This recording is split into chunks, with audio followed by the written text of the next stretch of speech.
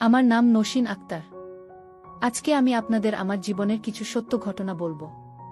বাড়ির সবাই ঘুমিয়ে গেলে আমার আপন বড় ভাই আমার রুমে এসে প্রতিরাতে আমাকে।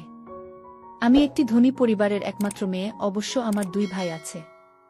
এক ভাই আমার বড় আর এক ভাই আমার ছোট। বড় ভাইয়ের নাম জনি আর ছোট ভাইয়ের নাম রনি। আমার বাবা একজন সফল ব্যবসায়ী আর আমার মা একটি এনজিও পরিচালনা করে।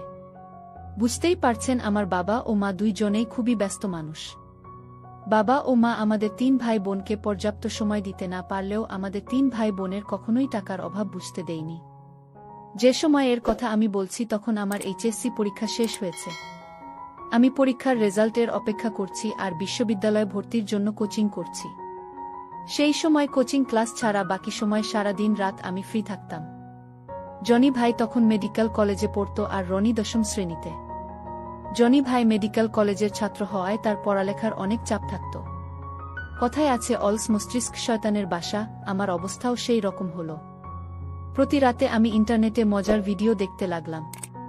মজার ভিডিওর প্রতি আমি এতটাই আসক্ত হয়ে গেলাম যে রাতে ভিডিও না দেখলে আমার ঘুম আসত না। প্রতি রাতে আমি ইন্টারনেটে সার্চ করে করে নতুন নতুন ভিডিও দেখতাম। এক রাতে ইউটিউবে ভিডিও দেখতে দেখতে আমার সামনে ভাই বোন একটা ভিডিও চলে আসলো। ভিডিওগুলোর নাম দেখেই আমি অবাক হয়ে গেলাম। আমার মনের মধ্যে জানার আগ্রহ বেড়ে গেল। ভাই বোন এর মধ্যে এমন সম্পর্ক হয়, এটা কিভাবে সম্ভব? অনেক আগ্রহ নিয়ে একটা ভিডিও চালু করলাম। ভিডিওটা দেখেই আমার মাথা নষ্ট হয়ে গেল। ভিডিওতে দেখলাম একটা ছেলে একটা মেয়েকে, আর মেয়েটা জোরে জোরে চিৎকার করছে। ভিডিওতে মেয়েটা ছেলেটাকে ভাইয়া বলে ডাকছে। ভিডিওটা দেখে আমার মাথা সম্পূর্ণ খারাপ হয়ে গেল। বারবার আমার মনে হতে লাগলো যে আমারও তো দুইটা ভাই আছে, কিন্তু ভিডিও আর বাস্তবতা সম্পূর্ণ আলাদা। আমি ইচ্ছা করলেই আমার দুই ভাইয়ের সামনে হয়ে বলতে পারি না যে আসো ভাইয়ারা, আমাকে দাও। তাই নিজেকে কন্ট্রোল করে স্বাভাবিক থাকার চেষ্টা করলাম। এভাবেই আমার দিন কাটতে লাগলো।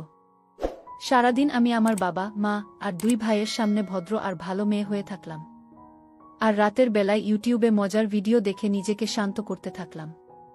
কিন্তু ইদানিং ভিডিও দেখার সময় বারবার আমার ভাইদের কথা মনে হতো। অন্য ক্যাটাগরির ভিডিওগুলো দেখতে আমার বেশি ভালো লাগতো না। শুধু ভাই বোনের ভিডিওগুলো দেখতে মন চাইত। আমি নিজেকে আর কন্ট্রোল করতে পারছিলাম না। কিভাবে ভাইদেরকে আমার কাছে নিয়ে আসতে পারি সেই চিন্তা করতে লাগলাম। অনেক চিন্তা করে দেখলাম জনি ভাইয়াকে ম্যানেজ করা একটু কঠিন হবে, কারণ জনি ভাইয়া আমাকে বকা দিতে পারে। বাবা মাকে বলে দিতে পারে, কিন্তু রনিকে ম্যানেজ করা সহজ হতে পারে, কারণ কোনো সমস্যা হলে আমি রনিকে বকা দিয়ে চুপ করিয়ে দিতে পারব। আমি মনে মনে নিজেকে তৈরি করতে লাগলাম। ঠিক করলাম যে প্রথমে আমি রনিকে আমার দিকে পাগল করব আর আমার বড় ভাইয়ের দিকে নজর রাখব। সুযোগ পেলে বড় ভাইয়াকে আমি আমার কাছে নিব। কিন্তু কিভাবে আমি রনিকে আমার দিকে পাগল করব সেই চিন্তায় রাতে আমার ঘুম আসত না। অনেক চিন্তা করে ঠিক করলাম যে রনি যেন আমার সাথে বেশি সময় থাকতে পারে সেই ব্যবস্থা করতে হবে। যেই ভাবা সেই কাজ করলাম আমি। রাতে খাবার টেবিলে খেতে বসে বাবা, মা আর বড় ভাইয়ের সামনেই রনিকে উদ্দেশ্য করে বললাম, আজকাল পড়ালেখার প্রতি তোর আগ্রহ কমে গেছে মনে হয়। সারাদিন তোকে শুধু ভিডিও গেম খেলতে দেখি। রনি বলল, আমার পড়ালেখা ঠিকমতই চলছে আপু। আমি বললাম, কালকে থেকে প্রতিদিন সন্ধ্যার পরে বই খাতা নিয়ে আমার রুমে চলে আসবি। দেখব কেমন পড়ালেখা চলছে তোর। রনি বলল, আমার পড়ালেখা ভালো চলছে। তোমাকে আমার পড়ালেখা দেখতে হবে না আপু। রনির কথা শুনে রাগে আমার চেহারা লাল হয়ে যেতে লাগলো। আমি রনিকে আমার কাছে আনতে চাইছি আর রনি আমার থেকে দূরে থাকার চেষ্টা করছে। আমি কি বলবো সেই চিন্তা করছিলাম। সেই সময় আম্মু রাগ করে রনিকে উদ্দেশ্য করে বলল, নসীন ঠিক কথাই বলেছে। নসীনের পরীক্ষা শেষ হয়ে গেছে, এখন নসীন ফ্রি আছে। তাই কালকে থেকে প্রতিদিন সন্ধ্যার পরে বই খাতা নিয়ে তুই নসীনের রুমে গিয়ে পড়ালেখা করবি। শুধু রাতে খাবার সময় এসে খেয়ে যাবি। রাতে ঘুমানোর আগে পর্যন্ত নসীনের রুমে নসীনের সাথেই পড়ালেখা করবি।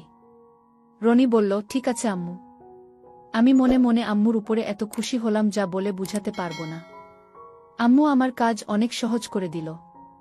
এখন থেকে প্রতিদিন সন্ধ্যার পর থেকে রাতে ঘুমানোর আগে পর্যন্ত রনিকে আমি আমার সাথে রাখতে পারব। অর্থাৎ প্রতিদিন সন্ধ্যার পরে প্রায় 4 থেকে 5 ঘন্টা রনি আমার সাথেই থাকবে। যেহেতু আমরা বাসার সবাই যে যার রুমেই থাকি এবং বিশেষ কোনো প্রয়োজন ছাড়া আমরা কেউ কারো রুমে যাই না, সেহেতু প্রতিদিন সন্ধ্যার পরে আমি রনির সাথে একান্তে ৪-৫ ঘন্টা সময় কাটাতে পারব। আমার মনে আত্মবিশ্বাস জন্মে গেল যে আমি রনিকে আমার দিকে পাগল করতে পারব, কিন্তু সবকিছু খুব সাবধানে করতে হবে। সাধারণত আমি সবসময় আমার রুম লক করেই রাখি। তাই আমি ঠিক করলাম যে রনি যখন আমার রুমে আসবে তখনও আমি ভেতর থেকে আমার রুম লক করেই রাখব। কারণ কোনো রিস্ক নেওয়া যাবে না। রনিকে পাগল করার জন্য আমি সব রকম চেষ্টাই করব। আমি চাই না যে সেই সময় অন্য কেউ এসে যেন বিরক্ত করতে না পারে। তাই রনিকে রুমে ঢুকিয়ে নিয়ে ভিতর থেকে দরজা লক করে রাখব বলেই সিদ্ধান্ত নিলাম।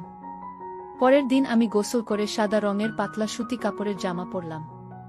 ড্রেসিং টেবিলের আয়নায় আমি নিজেকে একবার দেখে নিলাম। জামার উপর থেকে কালো রঙের স্পষ্ট দেখা যাচ্ছে। আমার নিজের কাছেই মনে হলো আমি দেখতে অনেক সুন্দর। সেদিন সন্ধ্যার পরে আমি আমার রুমে অধীর আগ্রহে রনির জন্য অপেক্ষা করতে লাগলাম। বারবার নিজেকে আয়নায় দেখলাম। আজকে আমার মনে হয় ভাইকে কাছে পাওয়ার আনন্দ যেমন কাজ করছে, ঠিক তেমন ভাবেই তাড়াহুড়ো করতে গিয়ে যেন আমার সব পরিকল্পনা নষ্ট হয়ে না যায়, সেই ভয় মনের মধ্যে কাজ করছে। আমি ঠিক করলাম যে কোনো তাড়াহুড়ো করব না।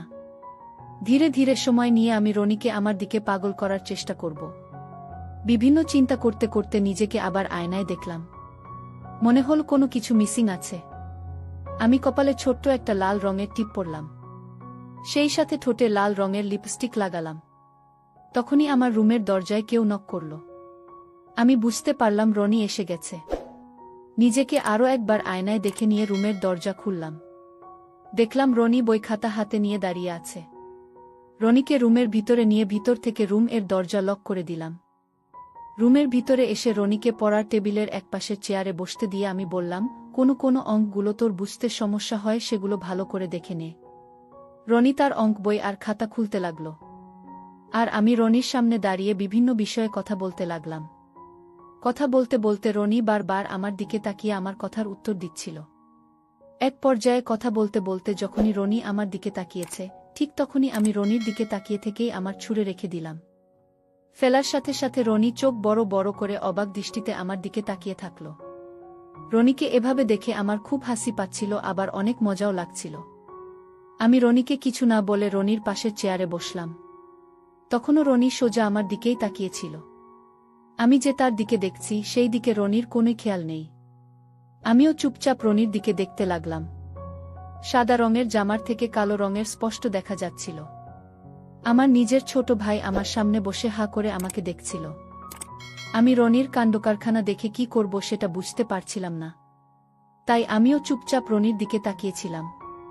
এভাবে প্রায় ৪-৫ মিনিট পার হয়ে যাওয়ার পরে আমি রনিকে বললাম, ভালো করে দেখা হয়েছে? আমার কথা শুনে রনি চমকে উঠল। মাথাটা উঁচু করে আমার দিক থেকে তার দৃষ্টি আমার চোখের দিকে নিয়েই লজ্জায় মাথা নিচু করে বলল, সরি আপু। রনির অবস্থা দেখে আমি হেসে দিয়ে বললাম, আরে বোকা, আমি যেই অঙ্কগুলো ভালো করে দেখে নিতে বলেছিলাম সেগুলো ভালো করে দেখেছিস কিনা? রনি বলল, ও হাপু, তুমি অঙ্কের কথা বলছো? আমি বললাম, হ্যাঁ। কোনো অঙ্কে তোর সমস্যা আছে সেটা বাহির কর। রনি একটা অঙ্ক বাহির করে দিল। আমি সেই অঙ্কটা খাতায় করছিলাম আর দেখছিলাম রনি বারবার আমার দিকে দেখছে। আমার খুব ভালোই লাগছিল। আজকে প্রথম দিনেই রনি আমার দিকে এভাবে পাগল হবে আমি সেটা আগে ভাবিনি। রনি একটার পর একটা অঙ্ক বাহির করে দিল আর আমি সেই অঙ্কগুলো করে দিতে লাগলাম। এর মধ্যে রনি অনেকবার আমার দিকে দেখেছে। কখনো কখনো আমার চোখের সাথে রনির চোখ মিলে গিয়েছে। তখন রনি মুখে কিছু না বললেও লজ্জায় চোখ নিচু করে নিয়েছে। কিছুক্ষণ পরে সে আবার আমার দিকে তাকিয়েছে। আমি মনে মনে ঠিক করলাম রনিকে আরও একটু বেশি করে পটাতে হবে। তাই আমি খাতায় অঙ্ক করতে করতে আমার বাম হাত দিয়ে আমার বাম পাশে চুলকাতে লাগলাম। আমি এমনভাবে অভিনয় করে চুলকাচ্ছিলাম যাতে দেখে মনে হয় আমার শরীরে চুলকাচ্ছে। তাই আমি স্বাভাবিকভাবেই চুলকাচ্ছি। আমি আমার ডান হাত দিয়ে খাতায় অঙ্ক করছিলাম আর বাম হাত দিয়ে আমার বাম পাশে চুলকাতে চুলকাতে রনিকে দেখছিলাম। রনি একটু এগিয়ে এসে সোজা আমার দিকে তাকিয়ে দেখছিল।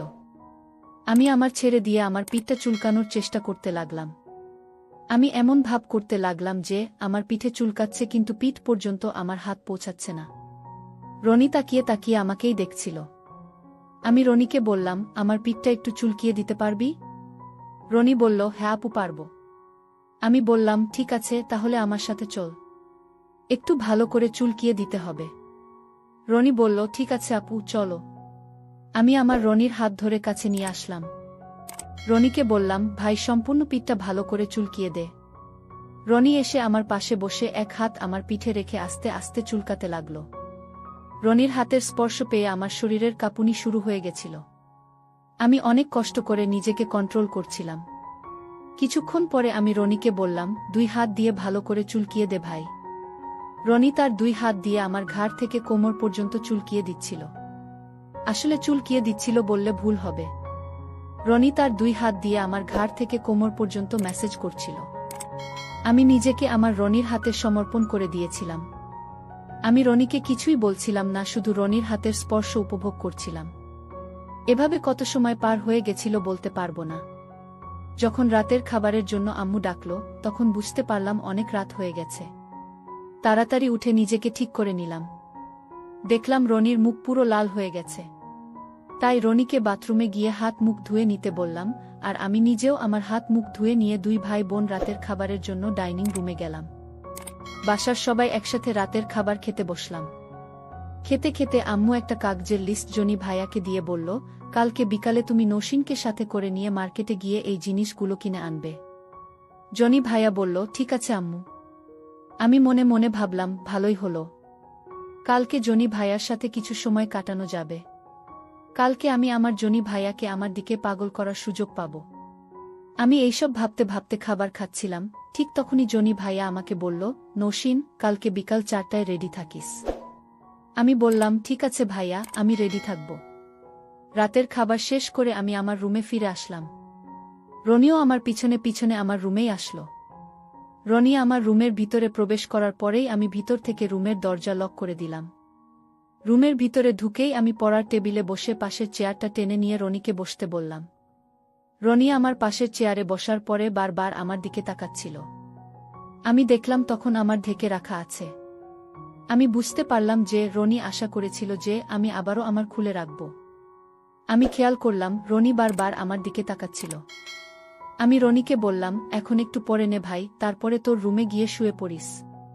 রনি খুব মন খারাপ করে একটা বই খুলে পড়তে লাগল। কিন্তু বই পড়তে পড়তে মাঝে মাঝে বারবার আমার দিকে তাকাচ্ছে। আমি রনির দিকে তাকিয়ে আমার এক পাশে ছুঁড়ে ফেলে দিলাম। সাথে সাথে রনির মুখে একটা হাসি ফুটে উঠল। রনি আজকে প্রথম দিনেই আমার প্রতি এতটা পাগল হওয়াতে আমি মনে মনে অনেক খুশি ছিলাম। রনি এত তাড়াতাড়ি আমার প্রতি এত পাগল হবে সেটা আমি আগে ভাবতে পারি নাই। কিছুক্ষণ পড়ার পরে রনি আমার দিকে তাকিয়ে আমাকে বলল, তোমার পিঠের চুলকানি ভালো হয়েছে কি আপু? আমি বললাম, ভালো হয়নি, তবে কমেছে। রনি বলল, আবার আমি মেসেজ করে দিব নাকি আপু? আমি মনে মনে অনেক খুশি হলাম। রনি আমার শরীরটা নিয়ে চেষ্টা করছে। আমি রনিকে বললাম, আমার পিঠের চুলকানিটা অনেক কমে গেছে কিন্তু। আমি বললাম, তুই আমার নিজের ভাই, আমরা আপন ভাই বোন। তুই তোর নিজের বড় বোনের সেটা মানুষ জানলে খারাপ বলবে। মানুষ তো আর বুঝবে না যে তুই আমার উপকার করছিস। আর আব্বু আম্মু জনি ভাইয়া জানলেও বকা দিবে। রনি বলল, মানুষ বা আব্বু আম্মু আর ভাইয়া কিভাবে জানবে আপু? রুমের দরজা তো ভিতর থেকে লক করা আছে। আমরা 2 ভাই বোন ছাড়া তো অন্য কেউ এই রুমে নাই। আমি তো কখনো কাউকে কিছুই বলবো না। তুমিও কাউকে কিছুই বলো না আপু। তাহলে তো আর কেউ জানতে পারবে না। অদ্ভুত এক অনুভূতি পেলাম। আমার হৃৎপিণ্ডটি ধাক ধাক করে যেন বাজছিল। আমি চুপচাপ রনিকে দেখছিলাম। আমি আশ্চর্য হয়ে রনির দিকে তাকিয়েছিলাম। রনি আমার চোখের দিকে তাকিয়ে তাড়াতাড়ি তার হাত দুটোকে সরিয়ে আবার আমার রাখল। আমার গলা একদম শুকিয়ে গিয়েছিল। আমি একটা দীর্ঘ নিঃশ্বাস ছাড়লাম।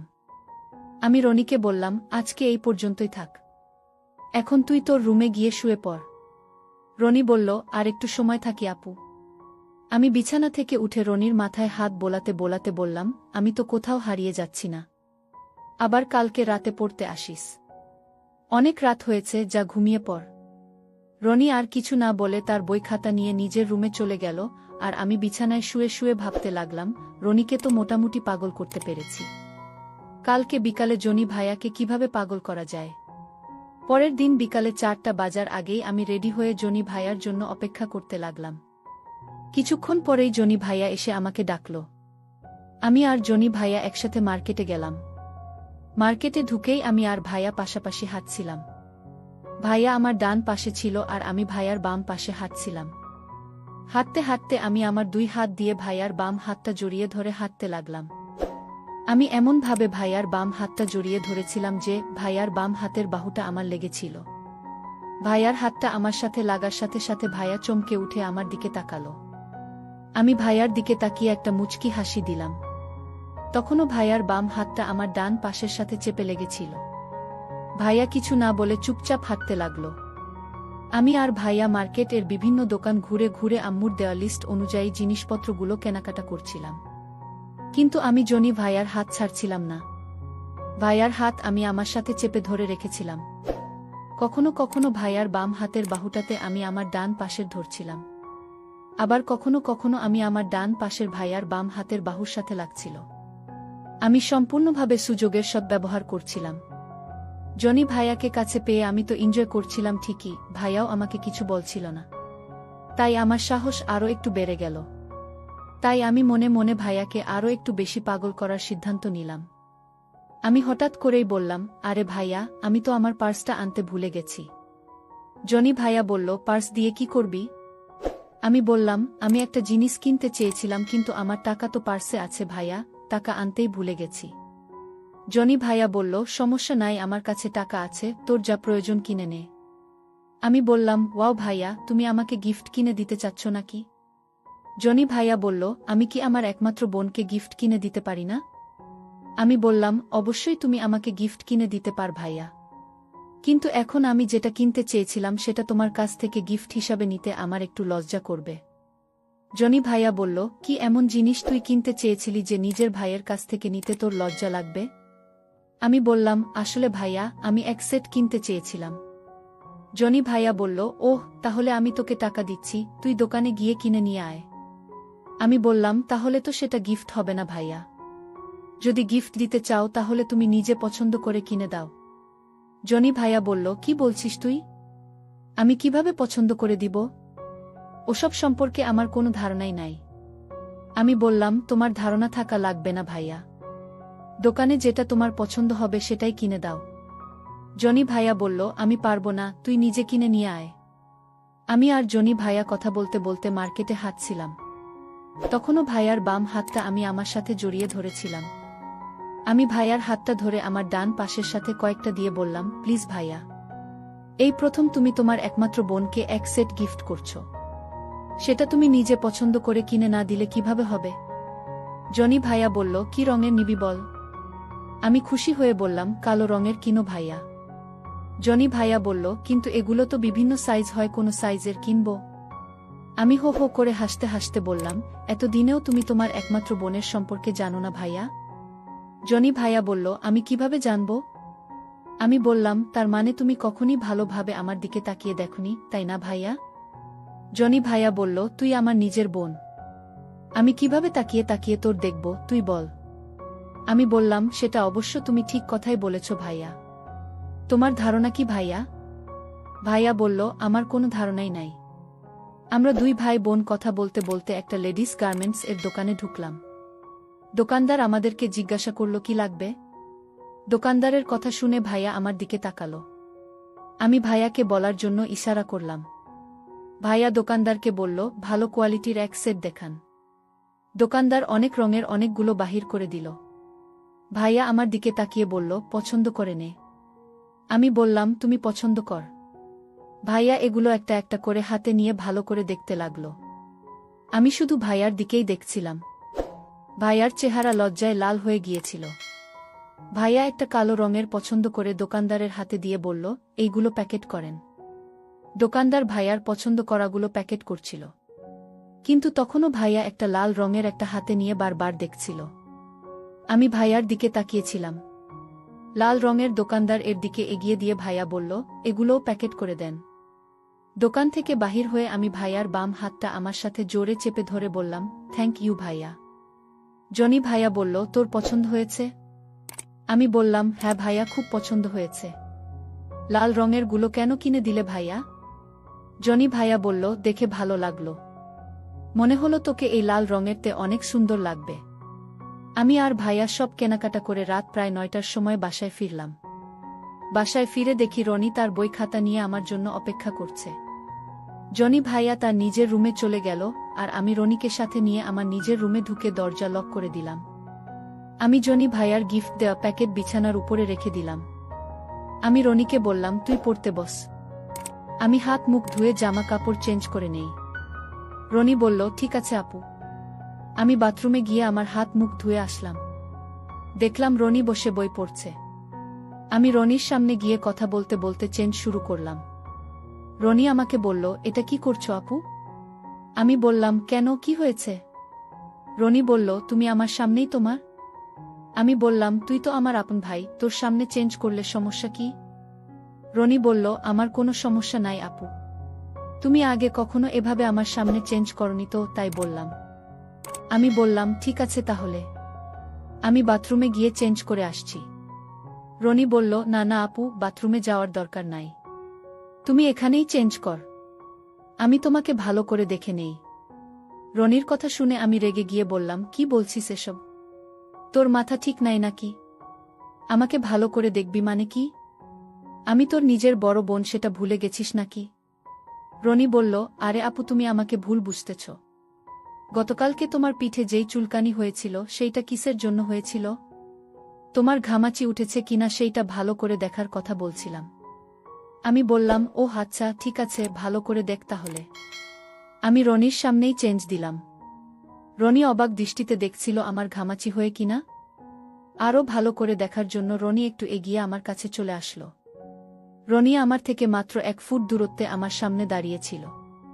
কিছু সময় অতিবাহিত হবার পর আমার মোবাইলে আম্মুর কল আসলো।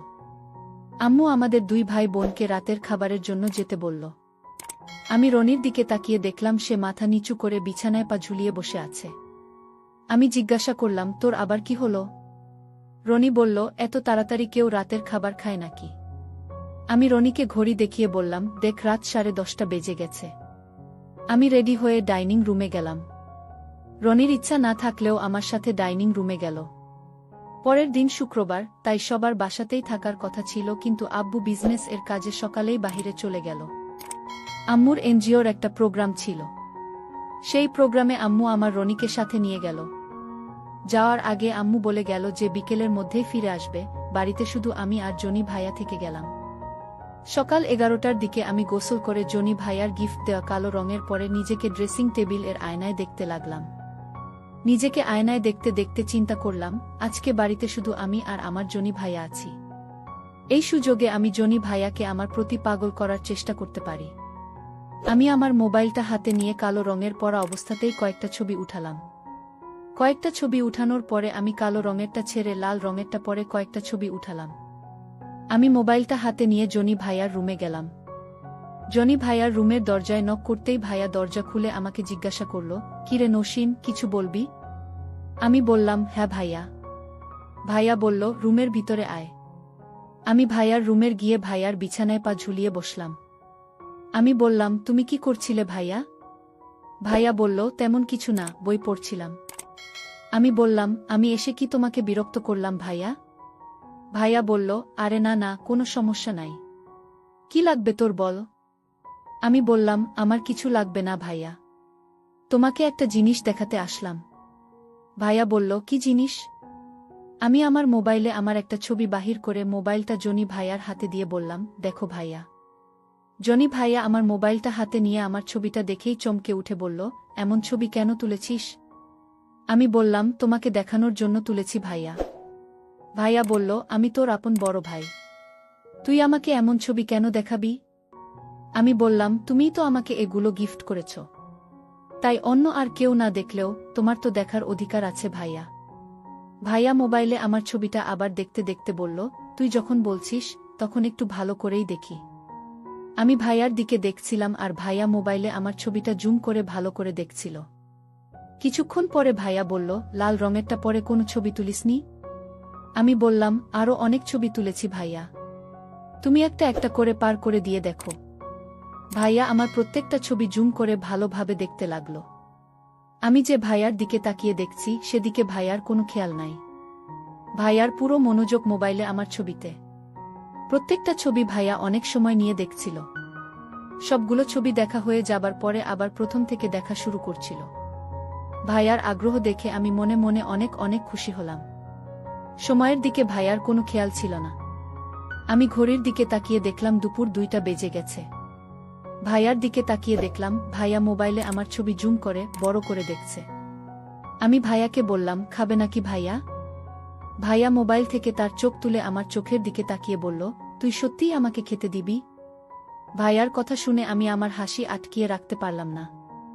আমি হো হো করে হাসতে হাসতে বললাম, ঘড়ির দিকে তাকিয়ে দেখো ভাইয়া, দুপুর 2টা বেজে গেছে। তোমার খিদে লাগেনি? দুপুরের খাবার খাবে না? ভাইয়া মাথা নিচু করে বলল, ও আচ্ছা, তুই যা, আমি আসছি। আমরা 2 ভাই বোন একসাথে দুপুরের খাবার খেয়ে যার যার রুমে চলে গেলাম। আমি আমার রুমে এসে বিছানায় শুয়ে ইউটিউবে মজার ভিডিও দেখছিলাম। তখন আমার রুমের দরজায় কেউ নক করল। আমি দরজা খুলে দেখি জনি ভাইয়া দাঁড়িয়ে আছে। আমি বললাম, ভাইয়া তুমি? ভাইয়া বলল, ব্যস্ত ছিলি নাকি? আমি বললাম, না ভাইয়া, এমনি শুয়েছিলাম। আসো, রুমের ভিতরে আসো। রুমের ভিতরে এসে ভাইয়া বলল, আসলে আমি তোকে বলতে এসেছি যে মনে করে তুই তোর মোবাইলের ছবিগুলো ডিলিট করে দিস। ভুল করেও অন্য কারো কাছে ছবিগুলো চলে গেলে সমস্যা হবে। আমি আমার মোবাইলটা ভাইয়ার দিকে এগিয়ে দিয়ে বললাম, তুমিই ডিলিট করে দাও ভাইয়া। ভাইয়া আমার হাত থেকে মোবাইলটা নিয়ে সবগুলো ছবি ডিলিট করে দিয়ে বলল, এই নে তোর মোবাইল, এখন আমি যাই। আমি বললাম, তোমার কি এখন কোনো জরুরি কাজ আছে নাকি ভাইয়া? ভাইয়া বলল, না, কোনো কাজ নাই। কেন জিজ্ঞাসা করছিস? আমি বললাম, কোনো কাজ না থাকলে এখানেই থাকো ভাইয়া, 2 ভাই বোন একসাথে গল্প করি। ভাই বলল, ঠিক আছে। ভাইয়া উঠে এসে আমার ডান পাশে রইল। আমি আর ভাইয়া উভয় দিকে মুখ করেছিলাম। আমি বললাম, কোন রঙের পরে আমাকে বেশি ভালো মানিয়েছে ভাইয়া? লাল রঙের নাকি কালো রঙের? জনি ভাই বলল, দুটোতেই তোকে খুব ভালো মানিয়েছে। আমি বললাম, এখন আমি কোনটা পরে আছি বলতো ভাইয়া? ভাইয়া বলল, আমি কিভাবে বলবো? আমি তো দেখিনি। আমি বললাম, তোমার ধারণা কি? আমি কোন রঙেরটা পরে আছি এখন? ভাইয়া বলল, আমার মনে হয় কালো রঙেরটা পরে আছিস এখন। আমি হাসতে হাসতে বললাম, ভুল ভুল, তোমার ধারণা ভুল। আমি হাসতে হাসতে এগিয়ে দিয়ে বললাম, দেখো ভাইয়া, আমি লাল রঙেরটা পরে আছি এখন। জনি ভাইয়াও আমার দিকে তাকিয়ে বলল, ওয়াও, লাল রঙেরটাতে তোকে খুব সুন্দর লাগছে। আমি বললাম, তোমার গিফট দেওয়া তো সুন্দর তো লাগবেই। ভাইয়া বলল, শুধু কি লাল রঙেরটা পরেছিস? ভাইয়া বলল, যদি কিছু মনে না করিস তাহলে একটা কথা বলবো। আমি বললাম, তোমার যা মনে হয় বলো ভাইয়া, কোনো সমস্যা নাই। ভাইয়া বলল, যদি তোর কোনো আপত্তি না থাকে তাহলে তুই ওই দিকটা আমাকে একবার দেখাবি। ভাইয়ার কথা শুনে আমি বললাম, নাও ভাইয়া দেখো। ভাইয়া এগিয়ে এসে সোজা আমার। ঠিক তখনই বাড়ির মেইন দরজার কলিং বেল বেজে উঠল। আমি ধরফর করে উঠে বসে ভাইয়াকে বললাম, মনে হয় আম্মুরা চলে এসেছে। ভাইয়া বলল, ভয় করিস না, তুই তোর রুমের দরজা ভিতর থেকে লক করে দিয়ে ফ্রেশ হয়ে আয়। আমি গিয়ে মেইন গেট খুলে দেখছি কে আসলো। প্রতিদিনের মতো সেদিনও সন্ধ্যার পরে রনি আমার রুমে পড়তে আসলো। আমিও প্রতিদিনের মতো আমার রেখে দিয়েছিলাম। আমার গলাটা একটু বড় ছিল, তাই যখন টেবিলের উপরে ঝুঁকে রনিকে পড়া বুঝিয়ে দিচ্ছিলাম তখন আমার গলার উপর দিয়ে আমার অনেকটাই যাচ্ছিল। রনি বারবার আমার দিকে তাকাচ্ছিল। রনির তাকানো দেখে আমিও খুব মজা পাচ্ছিলাম। কিছুক্ষণ পরে আমার রুমের দরজায় কেউ নক করল। দরজায় কে নক করল সেটা দেখার জন্য যখন আমি চেয়ার থেকে উঠেছি তখন রনি বলল, একটু দাঁড়াও আপু। রনির কথা শুনে আমি পিছনে ঘুরে দেখি রনি দৌড়ে গিয়ে নিয়ে এসে আমার হাতে দিয়ে বলল, তোমার ঢেকে নাও আপু। আমি রনির দিকে তাকিয়ে একটা মুচকি হাসি দিয়ে ওড়নাটা নিয়ে আমার দিয়ে বললাম, এবার ঠিক আছে? রনি বলল, হ্যাঁ আপু, ঠিক আছে। আমি রুমের দরজা খুলে দেখি ভাইয়া দাঁড়িয়ে আছে। ভাইয়াকে দেখে আমি বললাম, আরে ভাইয়া তুমি আসো, ভিতরে আসো। রুমের ভিতরে এসে রনিকে পড়তে দেখে জনি ভাইয়া বলল, ওহ, তোরা পড়ালেখা করছিস? রনি বলল, হ্যাঁ ভাইয়া। জনি ভাইয়া বলল, তাহলে তো আমি এসে তোদেরকে বিরক্ত করলাম। আমি বললাম, না ভাইয়া, কোনো সমস্যা নাই, তুমি বসো। জনি ভাইয়া আসার কারণে রনি একদম ভদ্র ছেলের মতো চুপচাপ পড়তে লাগল। রনি আমার ডান পাশে আর জনি ভাইয়া আমার বাম পাশে বসেছিল। আমি বিভিন্ন কথা বলতে বলতে আমার বাম হাতটা জনি ভাইয়ার রেখে দিলাম। আমাদের 3 ভাই বোনের পাগুলো সব টেবিলের নিচে ছিল। তাই টেবিলের নিচে কি হচ্ছে সেটা কেউ দেখতে পাচ্ছিল না। 2 ভাই একসাথে থাকার কারণে কেউ কোনো কিছুই বলতে পারছিল না। জনি ভাই লজ্জায় রনির সামনে কিছু বলতে পারছিল না, আর রনি ভয়ে জনি ভাইয়ের সামনে কিছু বলতে পারছিল না। প্রতিদিন সন্ধ্যার পরে 2 ভাই আমার রুমে চলে আসত। আমি বুঝতে পারতাম যে তারা আমার কাছে আসতে চাচ্ছে, কিন্তু কেউ কিছু বলতে পারছে না। এভাবে 4-5 দিন পার হয়ে যাওয়ার পরে আমি চিন্তায় পড়ে গেলাম। আমি বুঝতে পারলাম যে 2 ভাইকে একসাথে আমার কাছে রাখা যাবে না। 2 ভাই একসাথে থাকলে কেউ আমার সাহস পাবে না। তাই আমি মনে মনে ঠিক করলাম, প্রথমে 2 ভাইকে আলাদা আলাদাভাবে আমার কাছে আসার সুযোগ দিতে হবে। তারপরে সময় সুযোগ বুঝে 2 ভাইকে একসাথে নিয়ে যাবে। কিভাবে কি করব সেটা আমি মনে মনে পরিকল্পনা করে নিলাম। পরিকল্পনা অনুযায়ী একদিন আমি জনি ভাইয়াকে বললাম, তুমি আমাকে আর কোনো গিফট দাও না কেন ভাইয়া? তুমি কি আমার উপরে রাগ করেছ? জনি ভাইয়া বলল, আরে না না, রাগ করিনি, রাগ করব কেন? আমি বললাম, কতদিন আগে 2 সেট গিফট করেছ, তারপরে আর কিছু গিফট করনি কেন? রাগ না করলে তো গিফট করতে। জনি ভাইয়া বলল, আসলে সেদিনের পরে তো তুই আমার সাথে আর মার্কেটে যাসনি, তাই কিছু গিফট করতে পারিনি। চল মার্কেটে যাই, কি নিবি কিনে দিচ্ছি। আমি বললাম, আমি যাব না ভাইয়া, তুমি তো আমার মাপ জানো, তুমি তোমার পছন্দ মতো কিনে নিয়ে আসো। সেদিন সন্ধ্যার পরে আমি আমার রুমে বসে রনিকে পড়াচ্ছিলাম। কিছুক্ষণ পরে জনি ভাইয়া ছোট একটা প্যাকেট হাতে নিয়ে আমার রুমে আসলো। জনি ভাইয়া প্যাকেটটা আমার হাতে দিয়ে চেয়ারে বসল। প্রতিদিনের মতো 2 ভাই আমার 2 পাশে বসেছিল, আর আমি 2 ভাই এর মাঝে। প্যাকেটটা হাতে নিয়ে আমি খুলতে যাব, তখনই জনি ভাইয়া বলল, প্যাকেট পরে খুলে দেখিস, এখন রেখে দে। আমি বুঝতে পারলাম রনির সামনে জনি ভাই লজ্জা পাচ্ছে, কিন্তু 2 ভাইয়ের মাঝে সংকোচ দূর করার এই সুযোগ আমি হাতছাড়া করতে চাই না। আমি জনি ভাইয়াকে বললাম, কোনো সমস্যা নাই ভাইয়া, তোমরা 2 জনই তো আমার নিজের ভাই। কথা বলতে বলতে আমি প্যাকেটটা খুলে দিলাম। প্যাকেটের ভিতর থেকে 1 সেট গোলাপি রঙের বেরিয়ে আসলো। দেখেই রনি আশ্চর্য হয়ে জনি ভাইয়াকে বলল, তুমি আপুর জন্য কিনে এনেছো ভাইয়া? রনির কথা শুনে জনি ভাইয়া লজ্জায় মাথা নিচু করে বসে থাকল।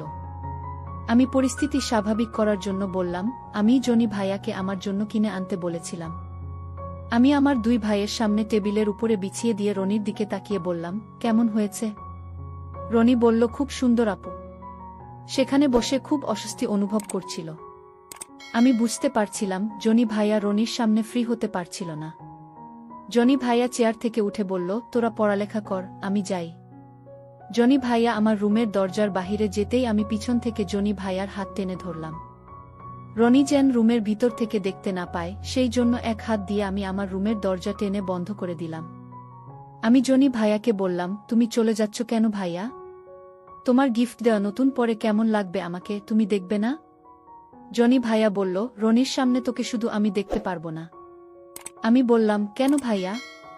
তুমি আমার জনি ভাই আর ওই আমার রনি, তোমরা 2 জনই তো আমার কাছে সমান। জনি ভাইয়া বলল, তুই কি রনিকেও পরে দেখাবি নাকি? আমি বললাম, এখনো আমি সেভাবে কিছু ভেবে দেখিনি ভাইয়া, তবে আমি যেহেতু আমার জনি ভাইকে পরে দেখাতে পেরেছি, সেহেতু রনি যদি দেখতে চায় তাহলে আমার দেখাতে কোনো সমস্যা নাই। জনি ভাইয়া বলল, তাই বলে তুই নিজের রনিকে শুধু পরে দেখাবি? আমি বললাম, রনি যদি দেখতে চায় তাহলে দেখাবো ভাইয়া। জনি ভাইয়া বলল, নিজের ভাইয়ের সামনে পরে দাঁড়াতে তোর লজ্জা করবে না? আমি বললাম, তুমি তো আমার নিজের ভাই, তুমি যদি আমাকে পরে দেখতে পারো তাহলে রনি দেখতে সমস্যা কোথায় ভাইয়া?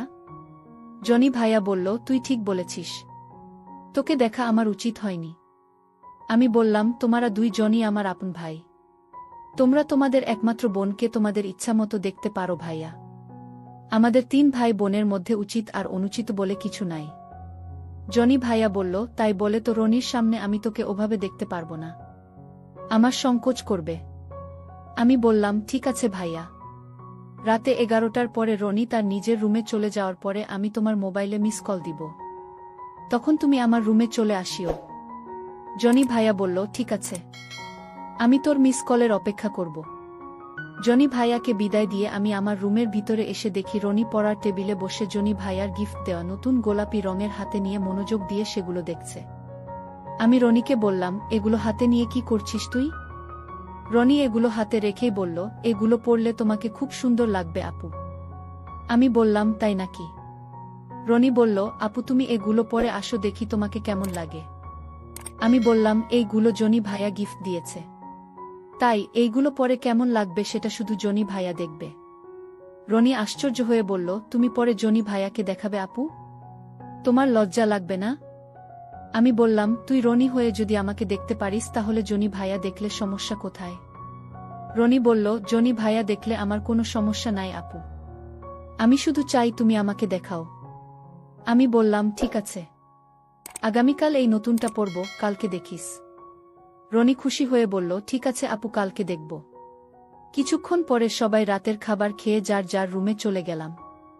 ঘড়িতে দেখলাম প্রায় 11টা বাজে। আমি হাত মুখ ধুয়ে ফ্রেশ হয়ে জনি ভাইয়ার দেওয়া গোলাপি রঙের নতুনটা পরলাম। নিজেকে ড্রেসিং টেবিলের আয়নায় দেখে নিলাম। আমি গাঢ় গোলাপি রঙের লিপস্টিক লাগালাম।